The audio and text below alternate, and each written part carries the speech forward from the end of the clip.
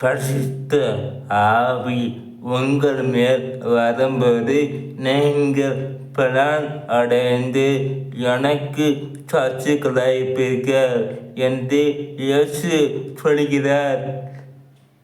பரிசுத்த ஆவியானவர் விசுவாசிகளுக்கு தைரியத்தையும் ஆவிக்குரிய வல்லமையையும் கொடுத்து கிறிஸ்துவை அறிவிக்க செய்கிறார்.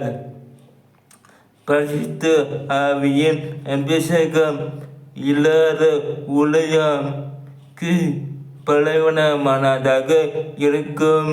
ஆனால் பரிசுத்த ஆவியால் நிரம்பிய விசுவாசியின் வார்த்தைகளில் அதிகாரமும் ஆவிக்குரிய தாக்கமும் இருக்கும். பெந்தெகோஸ்தே நாளுக்கு முன் பயந்து இருந்த சீஷர்கள் பரிசுத்த ஆவியால் நிரம்பிய பின் தைரியமாக சுவிசேஷத்தை அறிவித்தார்கள்.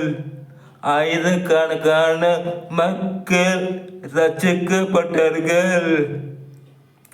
பரிசுத்த ஆவியானவர் என்று விசுவாசிகளை வல்லமையினால் நிரப்புகிறார். ஆவியினால் நிரம்பிய கிறிஸ்தவருக்கு அமைதியாக இருப்பது இல்லை. அவர்கள் கிறிஸ்துவின் அன்பையும் இரட்சிப்பையும் மற்றவர்கள் உடன் பகிர்ந்து கொண்டிருப்பார்கள். ஆத்மாக்களை ஆதாயம் செய்கிறவர்களாக இருப்பார்கள். ஆவிக்குரிய ஏமாற்றங்கள், குழப்பங்கள், உடந்த குழப்பங்கள் உலகம் முழுவதும் அதிகரித்து உள்ளது. பரிசுத்த இதுவே சபை பிரகாசிக்க வேண்டிய நேரமாகும். தேவன் தமக்கு முழுமையாக ஒப்பு கொடுக்கும் விசுவாசிகளை தேடுகிறார். அப்படிப்பட்டவர்களை கர்த்தர் தம்முடைய ஆவியினால் நிரம்பி பயன்படுத்த வேண்டும் என்று எதிர்பார்க்கிறார்.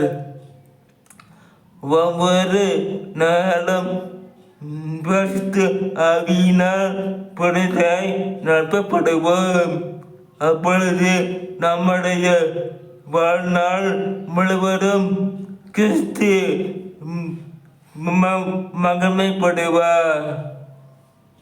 நாமும் மற்றவர்களுக்கு ஆசீர்வாதமாக காணப்படுவோம். ஆமென்.